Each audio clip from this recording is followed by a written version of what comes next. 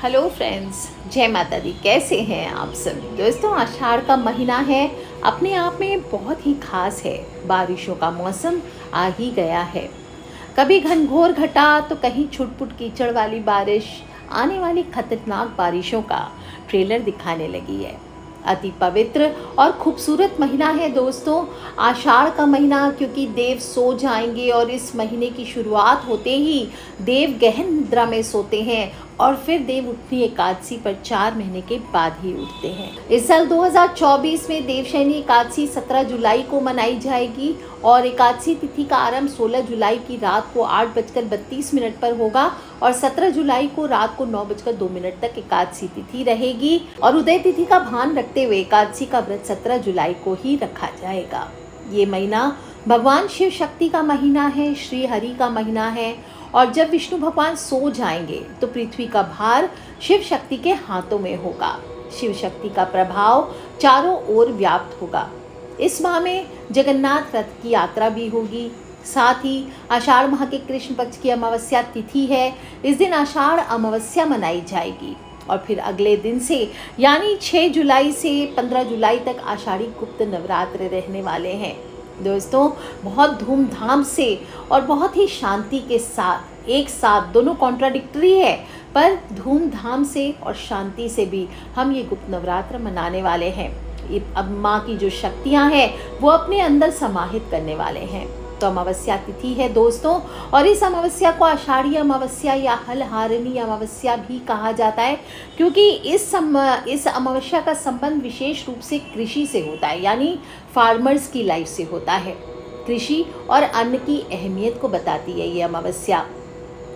और इस दिन कृषि कार्य से जो लोग होते हैं वो हल और खेती में प्रयोग होने वाले जो उपकरण होते हैं इनकी पूजा करते हैं, अच्छे फसल की कामना करते हैं और कहते हैं कि इस दिन किसान अपने खेतों में घास को चरने के लिए बैलों को खुला छोड़ देते हैं। दोस्तों, इस साल शुक्रवार 5 जुलाई को आषाढ़ अमावस्या है और इस दिन 2 शुभ योग का भी निर्माण हो रहा है, ध्रुव योग और इसके बाद शिव योग, जो कि अपने आप में बहुत खास और महत्वपूर्ण है। इस दिन आप छोटे से उपाय बताऊंगी आपको आज। 1 कटोरी दूध से बड़ा रोग हो, दोष हो, कर्ज हो, पितृदोष हो, इससे मुक्ति पाने के लिए चमत्कारी उपाय है। और अगर आप भी इन सभी परेशानियों से मुक्त होना चाहते हैं तो इन उपायों को अवश्य कीजिए। 1 कटोरी दूध का उपाय आज के दिन आपको भी करना है। इस दिन शनि ग्रह द्वारा बनने वाले योग यानी कि शश योग का भी निर्माण हो रहा है। तो विशेष रूप से मिथुन, मकर और कुंभ राशि के जो जातक हैं उनके लिए विशेष लाभदायक होने वाला है। इसके बारे में मैं दूसरे वीडियो में बात करूंगी। तो इस दिन आपको क्या करना है, सुबह जल्दी उठना है, हो सके तो तीर्थों के दर्शन करने हैं, नदियों में स्नान करना है बहुत सावधानी से। अगर जा रहे हैं नदियों में तो सभी नदियां उफान पर है, बारिश का भी समय है और नदी स्नान करते समय सावधानी रखनी है। और नहीं तो आप घर पे ही स्नान करें, पानी में गंगा जल मिला के थोड़े काले तिल डाल के स्नान कीजिए। फिर स्नान करने के बाद आपको आज के दिन पितरों के निमित्त तर्पण, पिंडदान, पितरों की धूप, पितरों के निमित्त ब्राह्मण भोजन या कम से कम 1 लोटा जल अपने पितर को अवश्य अर्पित करें। बोलिए अपने अपने पितर देव की जय। और ब्रह्म मुहूर्त में यानी सूर्य उदय से पहले स्नान करना अति उत्तम माना गया है। तो ब्रह्म मुहूर्त का जो लोग भी स्नान करना चाहते हैं वो 5 जुलाई को सुबह 4:08 से सुबह 5:29 तक स्नान कर सकते हैं। जो लोग भी श्राद्ध, तर्पण, अनुष्ठान करना चाहते हैं उनकी पूजा के लिए शुभ मुहूर्त सुबह 11 बजे से लेकर 2:30 बजे तक है। और पितरों की पूजा तर्पण करने के बाद आप चाहें तो उसी समय तर्पण करने के लिए थोड़ा सा जल, थोड़े से सफ़ेद फूल, थोड़े काले तिल और कुशा डालकर पितरों के लिए अंगूठे से जल दीजिए 3 बार। इससे पितरों की आत्मा को शांति मिलती है और आपके घर पर पितरों का आशीर्वाद बना रहता है। अगर आपके कुंडली में पितर दोष लगा है तो इसके लिए सुबह के समय आप जब स्नान करेंगे तो आप आर्य महादेव का ध्यान भी कर सकते हैं और साथ इसके बाद आप चावल हुआ, गेहूं हुआ, वस्त्र हुआ, अन्न हुआ, छाता हुआ, इनका दान कर सकते हैं। दोस्तों, आषाढ़ महीने में जब भी अमावस्या हो, एकादशी हो, पूर्णिमा हो, इन दिनों आपको गरीबों को, ब्राह्मणों को भोजन खिलाकर उनको दान में छाता, फल, खड़ाऊ, कपड़े, मिठाई या फिर गेहूं या चावल का अपने वजन बराबर दान करने से, तुला दान जिसको हम कहते हैं, वो करने से आपकी कुंडली में बड़े से बड़े ग्रह दोष हों वो दूर होते हैं। विशेष रूप से कुंडली में अगर पितृ दोष है, मंगल पितृ दोष है, तो आपको भूमि का दान करना चाहिए।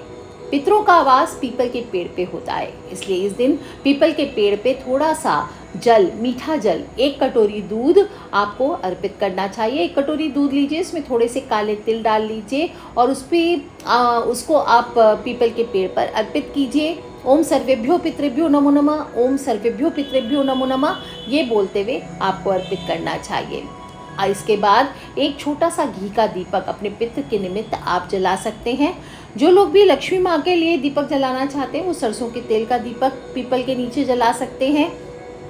और जब हम पितरों की बात करें तो दक्षिण की दिशा पितरों की दिशा कही गई है, तो ऐसे में इस दिशा में आप एक छोटा सा घी का दीपक ले लीजिए, उसमें थोड़े से तिल भिगो दीजिए आप, और इसके बाद घर की दक्षिण दिशा है वहाँ पर रात्रि में सोने से पहले आप शाम के बाद इस दीपक को कभी भी सूर्यास्त के बाद जला सकते हैं, जला दीजिए। आप देखेंगे आपके जीवन से परेशानियों का काला साया हटेगा। जो लोग भी दान आदि करना चाहते हैं, दान का मुहूर्त जानना चाहते हैं, तो दान का मुहूर्त सुबह 7:13 से 8:57 तक है, और इनफैक्ट 10:41 तक रहेगा। और इसके बाद आप 11:58 से लेकर 12:54 तक आप कर सकते हैं।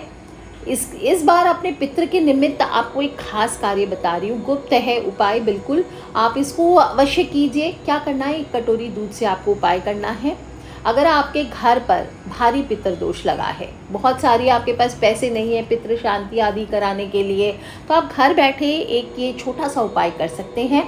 पितृ अगर आपके रूठ गए हैं, जिसकी वजह से समस्याएं ज़्यादा हो रही है, घर में नौकरी नहीं है, व्यापार नहीं है, किसी के शादी ब्याह नहीं हो रहे हैं, घर में कंगाली जैसी छा गई है, उदासी छा गई है, लोगों के चेहरों से मुस्कुराहट चली गई है, घर पूरा अस्त व्यस्त हो गया है, तो ये सभी आपके घर में पितृ दोष की वजह से होता है। तो आज के दिन पहले तो आप सभी लोग काले तिल डाल करके घर में स्नान कीजिए जल में डाल करके।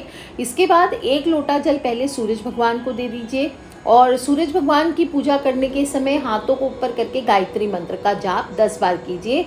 ओम भूर्भुवः स्वः तत्सवितुर्वरेण्यं भर्गो देवस्य धीमहि धियो यो न प्रचोदयात्। इस प्रकार से आप सूरज भगवान को जल दीजिए, और फिर आप चाहें तो वहीं बैठकर भगवत गीता के 7वें अध्याय का पाठ कर लीजिए। आप हिंदी में पाठ कीजिए, कोई दिक्कत नहीं है। और इसके बाद इस पाठ का पुण्य आप अपने पितृ को अर्पित कर दीजिए।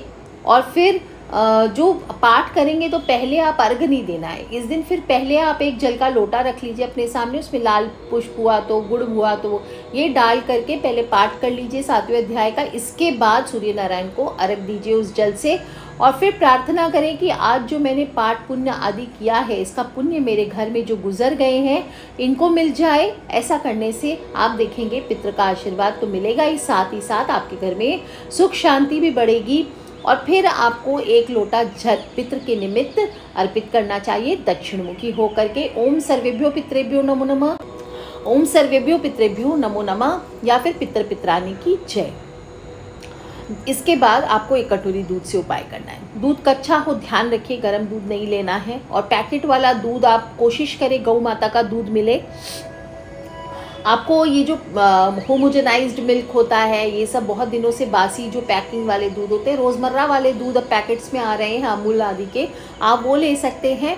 और इसके बाद उसको आप किसी पतीले में निकाल लीजिए। फिर एक छोटी सी चांदी या स्टील की कटोरी ले लीजिए, इसमें दूध ले लीजिए। अब उसमें 4-5 दाने आपको काले तिल के डालने हैं, और फिर परिवार के सभी सदस्य एक एक करके इसमें आप अपना अपना चेहरा देखिए। इसके बाद इस दूध को या तो आप जल प्रवाह कर सकते हैं या फिर पीपल की जड़ में डाल सकते हैं, लेकिन सर्वश्रेष्ठ होता है अगर आप ओम सर्वेभ्यो पितृभ्यो नमो नमः, ओम सर्वेभ्यो पितृभ्यो नमो नमः ऐसा बोलते हुए आप इसको शिवलिंग पर अर्पित कर दीजिए। अगर आपकी कुंडली में कालसर्प दोष का प्रभाव भी बहुत ज़्यादा है तो राहु काल में आप इस उपाय को कीजिए और 1.25 लीटर दूध में काले तिल डाल करके भोले बाबा का अभिषेक करना है राहु दोष की शांति के लिए। इस बार 2024 में सुबह 10:30 बजे से 12 बजे तक राहु काल रहने वाला है, तो कोशिश करें कि इसके बीच में करें। चाहे घर पे शिवलिंग हो आप वहाँ अर्पित कर सकते हैं या कोई भी सिद्ध शिवलिंग आपके घर के आसपास हो वहाँ पे आप जाके इस उपाय को कीजिए। इसके बाद शुद्ध जल से भोले बाबा को स्नान करवाइए, फिर वो जल आँखों में लगाएं और थोड़ा जल घर में ला करके पूरे घर में छिड़काव करना चाहिए। गजब की शांति होगी दोस्तों। घर में देखिए पुण्य फल की प्राप्ति होगी। अमावस्या तिथि है, महालक्ष्मी की भी तिथि होती है। हम दिवाली मनाते हैं अमावस्या की रात, तो आज की रात आपको महालक्ष्मी के निमित्त भी उपाय करने चाहिए। एक दीपक ले लीजिए रात में, माटी का ले लीजिए, चांदी का ले लीजिए, जो भी आपके पास है, पीतल का ले सकते हैं, तांबे का ले सकते हैं। और इस दीपक में रुई की जगह आपको लाल धागे की बाती बना कर रखनी है और उसमें घी डालना है। आपके घर में केसर है तो केसर की 2 पत्ती डाल दीजिए। अब घर के ईशान कोण में इस दीप को जला लीजिए। घी थोड़ा ज़्यादा डालिए ताकि कम से कम 3-4 घंटे चले। और आपकी इच्छा हो तो इस दीपक के सामने बैठकर थोड़ी देर माँ लक्ष्मी का ध्यान करें। माँ के मंत्रों का जाप कर सकते हैं, ओम महालक्ष्मी नमः, या आप सर्वा बाधा विनिर्मुक्तो धन धान्य सुतान्वित मनुष्यो मत प्रसादेन भविष्यति नः संशय, इस मंत्र का जाप कर सकते हैं। ओम श्रीं ह्रीं श्रीं कमले कमलालय प्रसीद प्रसीद श्रीं ह्रीं श्रीं ओम महालक्ष्मी नमः, आप इस मंत्र का जाप कर सकते हैं। थोड़ी देर माँ से आप जुड़े। आप देखेंगे रात्रि में दीपक का ये छोटा सा उपाय करने से माता लक्ष्मी अत्यंत प्रसन्न होती है और आपके घर में कहा जाता है कि धन वर्षा निश्चित रूप से होती है। दोस्तों, अगर आज के दिन कोई शनि या मंगल ग्रह से भी पीड़ित है तो हनुमान जी के मंदिर में चमेली के तेल का दीपक और केसरिया सिंदूर का चोला भी चढ़ाना चाहिए। अगर आपके हनुमान मंदिर में आपको दूध से अभिषेक करने दे तो दूध और काले तिल, जो 1 कटोरी दूध और उसमें काले तिल का उपाय है, वो आप हनुमान जी के मंदिर में भी अर्पित करके कर सकते हैं। और वहाँ पर जा कर के आप ओम शम शनिश्चराय नमः, ओम मंगल ग्रहाय नमः, इस प्रकार से बोलते हुए आप दूध को अर्पित कीजिए। शनिदेव के जाप कीजिए। आप देखिए बड़ा चमत्कारी होने वाला है। दोस्तों, आज के दिन जीवों की भी सेवा करनी चाहिए। हमेशा कहती हूँ जीवों की सेवा करें। कोई भी गौ माता हो, डॉग्स हो, कौवे हो, मछलियों को आप आटे की गोलियां बना करके दे सकते हैं, चींटियों को आटा दे सकते हैं। और विशेष रूप से जो नीडी पर्सन होते हैं, अपंग हो, अपाहिज हो, कोई मांगने वाले हो, भिखारी हो, कोढ़ी हो, इनकी भी सेवा आपको करनी चाहिए। थोड़ा सा भोजन दान देना चाहिए। ये छोटे छोटे उपाय करने से भी आपके जीवन में समस्याएं जो आती रहती है वो दूर होती है, आपकी आर्थिक परिस्थितियों में सुधार होता है। और अगर कर्ज हो गया है तो दोस्तों, अमावस्या के दूसरे दिन से आने वाली पूर्णिमा तिथि तक आपको प्रतिदिन रात में चंद्रमा को अर्घ्य देना है। आप देखेंगे बड़े से बड़ा कर्ज है वो समाप्त होने लगेगा, आपके घर में समृद्धि बढ़ेगी। और कहा जाता है कि अमावस्या पर ये छोटे छोटे उपाय करने से धन लाभ के मार्ग में अगर बाधाएं आ रही है तो वो दूर हो जाती है और आप सभी का जीवन, सभी परिवार वालों का जीवन समृद्ध होता है।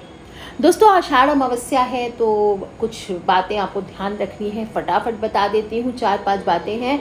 भूत प्रेत, पितृ, निशाच, पिशाचर, जीव जंतु, दैत्य सभी अमावस्या की रात में सक्रिय हो जाते हैं, उन्मुक्त हो जाते हैं। तो ये ऐसे दिन की प्रकृति को जान करके आपको जंगल हुआ, शमशान हुआ, अंधेरे रास्ते हैं, यहाँ पर नहीं जाना है। बच्चों को भी नहीं जाने देना है, गर्भवती स्त्रियों को नहीं जाने देना है। और आषाढ़ महीना है तो शुरू होते ही देव सोने वाले हैं। ऐसे में शादी ब्याह जैसे शुभ कार्य नहीं करने हैं। इन कामों को करने के लिए आप देव उठने का इंतज़ार कीजिए। आषाढ़ में पानी का अपमान और इसकी बर्बादी ना करें। वर्षा ऋतु का आगमन का समय है, बासी खाने से परहेज करना चाहिए। और स्कंद पुराण के अनुसार किसी दूसरे व्यक्ति के घर का भोजन नहीं करना चाहिए। कहते हैं कि इस माह में जो दूसरे व्यक्ति के घर का सेवन करता है उसके जीवन भर का पुण्य उस अन्न स्वामी को प्राप्त हो जाता है।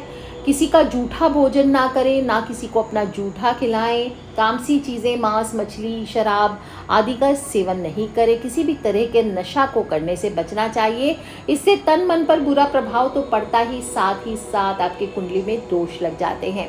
इस दिन तेल की मालिश नहीं करनी है। ब्रह्म वैवर्त पुराण की माने तो इस दिन तिल का तेल यूज़ नहीं करना चाहिए। और इस दिन तेल का सेवन करना और साथ साथ शरीर पर लगाना दोनों निषेध है। तो घी में सारा भोजन बना करके खाना चाहिए। दाढ़ी हो, नाखून हो, बाल हो, ये नहीं काटने हैं। स्त्री हो, पुरुष हो, किसी को भी। साथ ही साथ स्त्रियों को बाल भी नहीं धोने चाहिए, यानी हेयर वॉश ना करें। इतना सब कुछ करेंगे इस दिन। साथ साथ अपने मन को भी नियंत्रित रखें, किसी को अपशब्द ना कहें, क्रोध ना करें, परिवार वालों से वाद विवाद ना करें। इससे पितरों की आत्मा को ठेस पहुंचती है और आप पितृ दोष की शांति के लिए ये सब कर रहे हैं। आप लक्ष्मी के आगमन के लिए कर रहे हैं, तो आपको उनका आशीर्वाद प्राप्त नहीं होता है। ध्यान रखें, पूजन की तिथि है तो कुछ लोग सो जाते हैं, थक जाते हैं, जल्दी सुबह उठ करके गंगा स्नान को गए या फिर घर में इतना सब कुछ किया, दोपहर को दम भर के सो लेते हैं। ऐसा ना करें। दोपहर में सूर्यास्त के समय आपको सोना नहीं चाहिए। और इस दिन पेड़ पौधे के फूल पत्ते हो, तिनके हो, इनको नहीं तोड़ना चाहिए। उल्टा इस दिन आपको पीपल के वृक्ष की पूजा तो करते ही साथ ही साथ पीपल रोपण भी करना चाहिए। दोस्तों, विशेष रूप से अगर आप खेती का काम करते हैं तो इस दिन खेती का काम ना करें।